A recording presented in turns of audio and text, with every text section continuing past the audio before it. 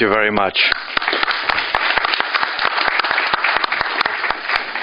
Dear Marte, thanks very much for such a vivid description, holding up the possible all through.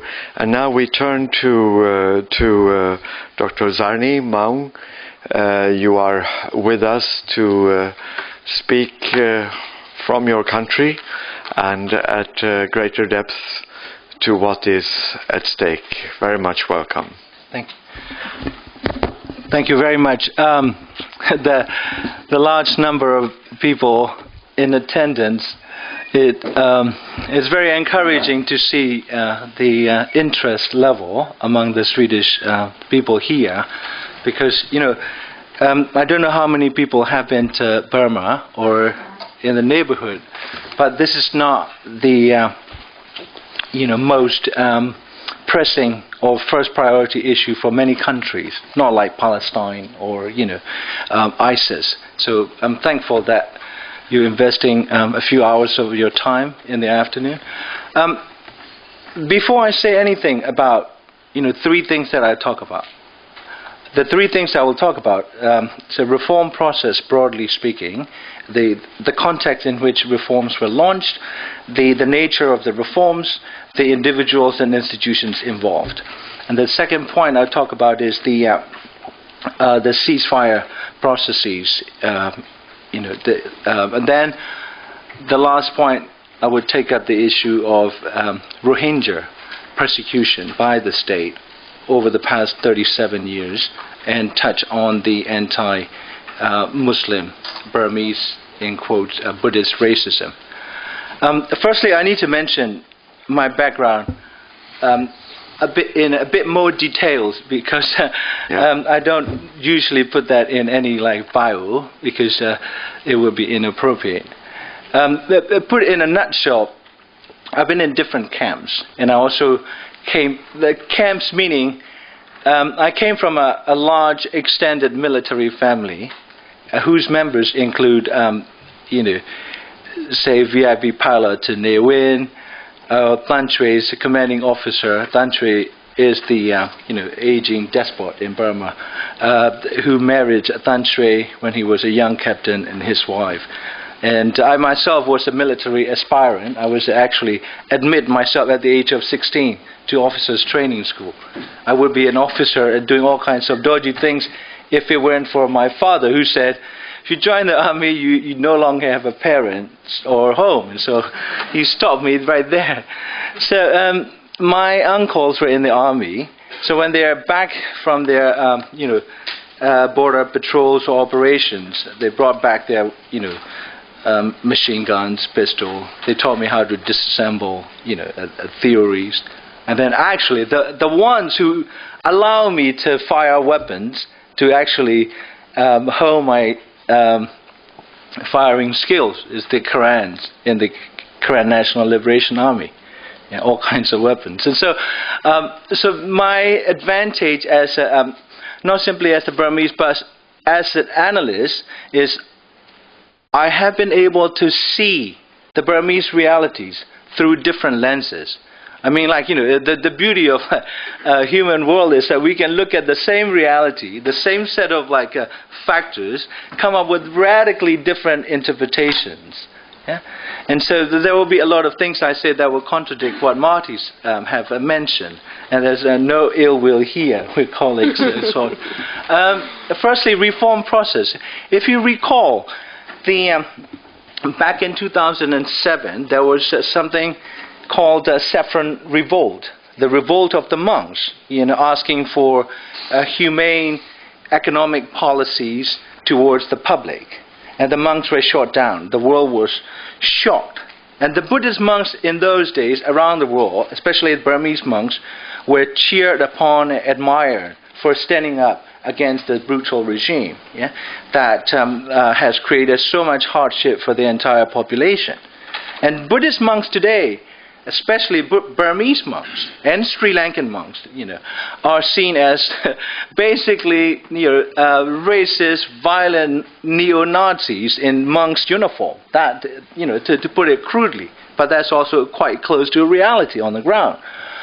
And then in 2008, May, there were two events, actually one major event planned by the regime. That was a referendum by which the military would adopt the constitution of, for, and by the military. Yeah? And so one of the problems talking about reforms and constitutionalism is that, you know, constitution by definition is a document that attempts to, like, essentially divide the power, so that no group can, you know, in one interpretation, no single group can have monopoly over the running of the country or the kingdom. You know, in the old days, constitution limits the power of divine authority. Authority of the king is no longer divine. The king had to consult with Privy Council and listen to the different laws. But we have a scenario in Burma. The military drew up a constitution, and the ultimate aim of the constitution is to put the single institution of armed forces above the law. It isn't simply about the constitution grants the military 25% of the parliamentary seats, which they will gradually phase themselves out. There are two additional problems in addition to 25% guarantee for the military in the parliament. And one is that the military is authorized to launch a coup at any given time that they deem, you know, in the national interest. Yeah? This is a constitution that preemptively legalized any future military coup. Yeah? And then thirdly, the military will never, basically the constitution also grants blanket impunity. It's like the United States that holds the world to one standard, and that places itself any type of international treaties and doctrines. Yeah. So we have that scenario, and despite the nitty-gritties on other issues, like, you know, less relevant to me, like Aung San Suu Kyi not becoming president. You know, in the larger, grander scheme of things, whether she becomes president or head of state is irrelevant in terms of, you know, historical democratization process.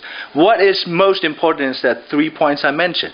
One single institution placing itself above the law, granting itself impunity for anything it has done over the past 53 years, or it will be doing, or it is doing today. And then lastly, without contesting, they have 25% guaranteed seats at the table. Yeah? And so those are the major things. And that constitution was scheduled to be voted in a referendum. And unfortunately, or fortunately for the military, the cyclone hit the country just 2 weeks, exactly 2 weeks, before the constitutional referendum was scheduled. And in 2008, the state of the military's leadership, that mental state, was such that they were so paranoid of U.S. invasion, using the rescue mission as a pretext, that they would let thousands of cyclone victims go without drinkable water. And until that time, between 2004 and 2008, when I, as an activist, was persuaded by basically what I saw, as that the West was not really serious about helping Burma to democratize. Because I was a dissident, you know, begging for support from around the world, like, you know, Oslo, like Stockholm, like, you know, Berlin, Paris, Washington, lobbying. There was a split within the military. This is a time to push. Can you, basically strengthen our hand so that, you know, the more self-enlightened and smarter faction would win over. Obviously, that, you know, I guess, like, calculation at the time did not turn out to be true either. So I wasn't entirely correct myself. But the point I wanted to mention is that when the cyclone hit the country, the top leadership of the military prioritized going ahead with adopting the military's constitution over saving the lives of thousands of people to date, we will not know how many people died as a result of, basically the blockade of refusal to accept international emergency missions.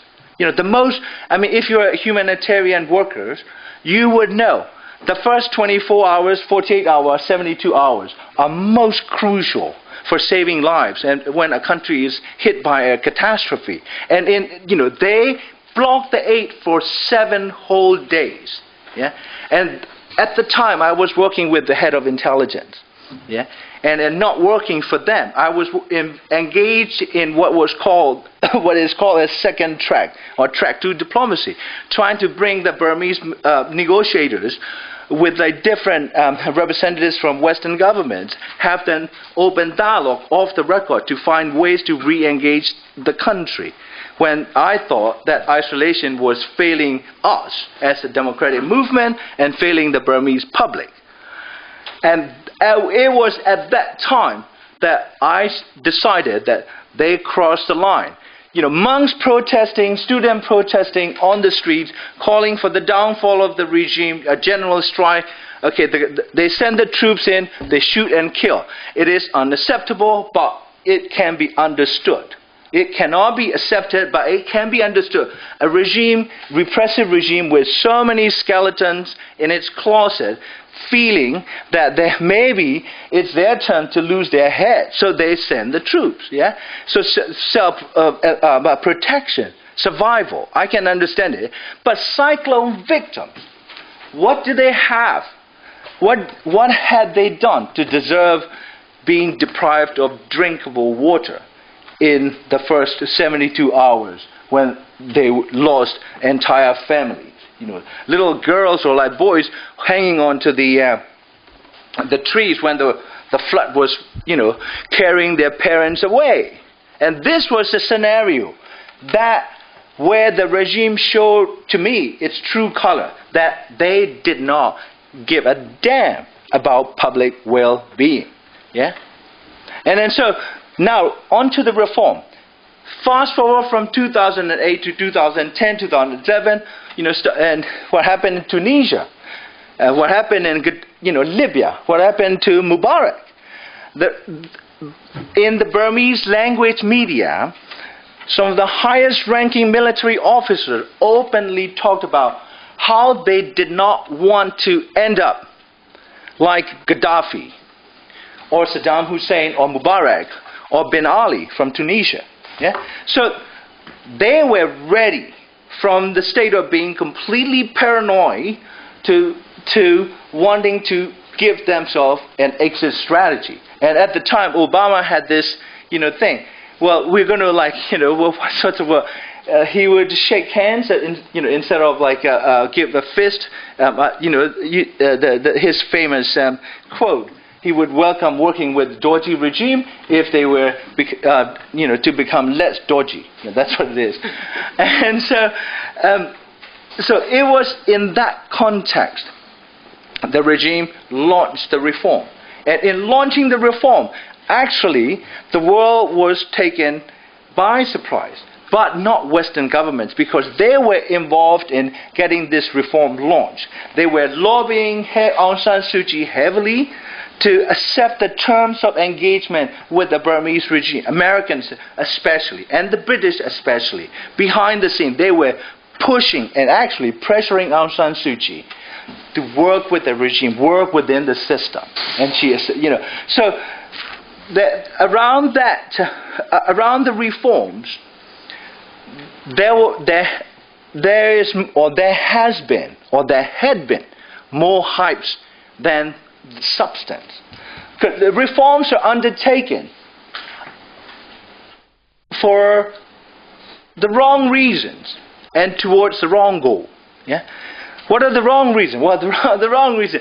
If you look at the reforms, they are not, substantively speaking, they are not reforms. They are realignment of military's interests. Yeah? So that they will become, quote unquote, presentable, respectable, credible in the eyes of the international community. Yeah? And there is no value shift within the ruling military top leadership or within the entire armed forces. There is absolutely no value transformation. You know, like any other entity, even like commercial entity, they say these are our values. You know, like social responsibility, all that. And then the interest. What the military is trying to do is, you know, have the cake and eat it. Because reform, genuine reforms mean the military reducing the size of the pie in terms of its economic control, in terms of its administrative and political control over Burmese politics. And they are prepared to do neither. And from their perspective, reforms mean, you know, less control, less wealth, less acquisition of, you know, resources. And ultimately, they see genuine reform as simply digging their own graves. Yeah? And they may be crude and crass in certain ways that they conduct themselves, but they're not stupid. They are rational actors.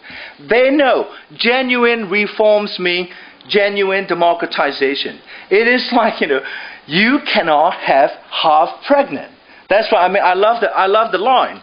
You know, well, this is not a perfect democracy. Where is a perfect democracy? Of course, like, you've got to work with the democratization process. Well, the goal of the reform is to develop or build disciplined, flourishing democracy. Yeah?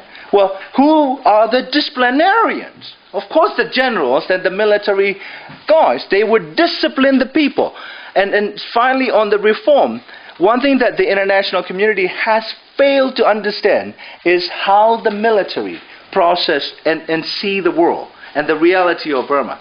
They see themselves, over the past 50 years, every single military cadet, you know, has been brainwashed to think he is a cut above the rest of the society. He is essentially the, you know, entitled to rule. If you look at the current military leadership, they are feudal. Feudal in the sense that they are second-generation generals. Their fathers were top leaders of the previous generation. Now, Commander-in-Chief may outline his father was a Home Minister and Commander of Western Command who was involved in ethnic cleansing of the military. Now the son is carrying on with father's legacy. The head of the intelligence, now 53 years old. I worked with him for 4 years.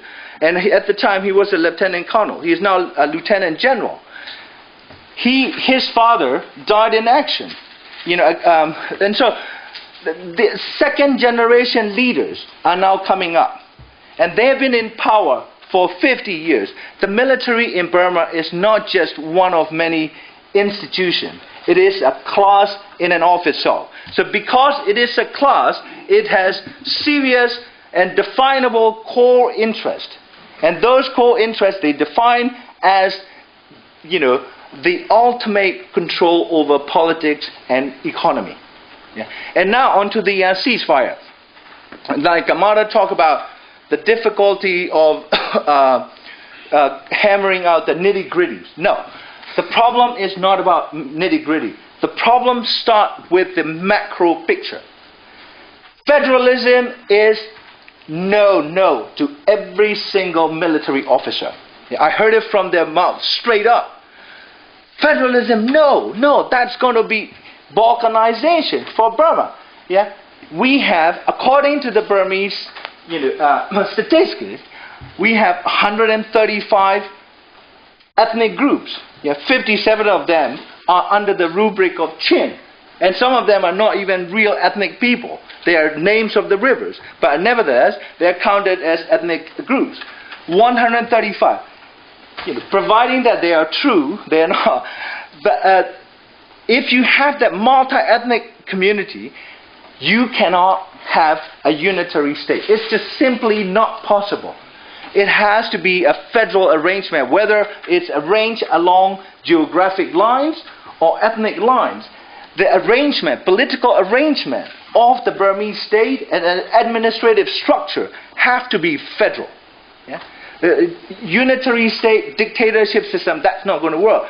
And the only viable form of the state constitution has to be federal. And that is the only viable form is also the form that the military cannot accept. So just like yesterday, the Korean National Union came out officially saying, no way we will sign anything. The KNU is considered the closest ethnic group with the Burmese military regime, or the President Thein Sein and negotiators. And if KNU said no, that means there is no chance of ethnic ceasefire. The KNU said 4 points. We need to have federalism as the only viable structure as part of the discussion. We need to have a... Closer to the microphone, please. Now you're in between two. Sorry.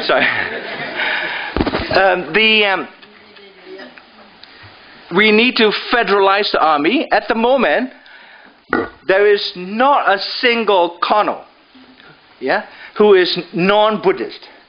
And there is not a single brigadier who is not a Burman chauvinist.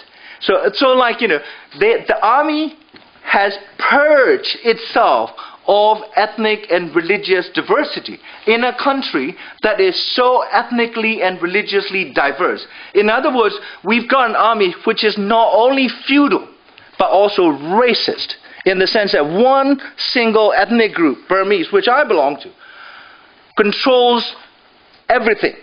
Yeah? You cannot have a sustainable nation state that, with a single ethnic group controlling it. Finally, just 1 minute. Back in 2013, in November, I published an essay in the New York Times saying ethnic ceasefire is not possible, simply because the military rejects the only viable framework which will work for everybody, or reasonably. And at the time, like Jimmy Carter and the so-called elders were going and pressuring the ethnic groups and civil society to accept the military's offer or terms of the ethnic ceasefire. That was November 2013. And Thein Sein and Au Min, they do not have real power. You have a serious problem when you have an ethnic ceasefire negotiation, political negotiation, where the negotiators and the highest authority or office that authorizes negotiation do not have any control over the military, which is the backbone of the regime's power. And finally, on the Rohingya, 2 points very quickly. People have described the Rohingya situation as communal, sectarian, Buddhist Rakhine versus Muslim Rohingyas. And secondly, a lot of people have seen it or presented it as an unfortunate but almost inevitable outcome of multi-ethnic societies opening up, meaning balkanization. But the fact is, persecution of Rohingyas are state-directed. It predates the opening of Burma by about 35 years, starting in 1978.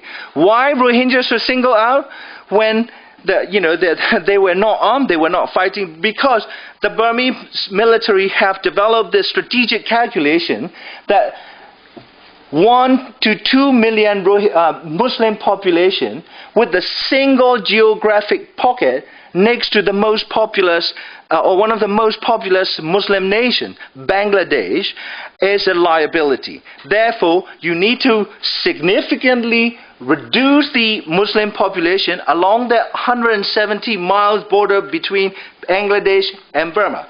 So therefore, they have, despite different changes in the top leadership who is running, they are pursuing a single strategic equation, preemptively purging the northern Rakhine state of Rohingyas, who they see as potential proxies for the Bangladeshi army. So therefore, this is no mere ethnic conflict. This is state-directed, I would say, genocide that is, unfolding over the past 37 years. I'm going to stop here. Thank you.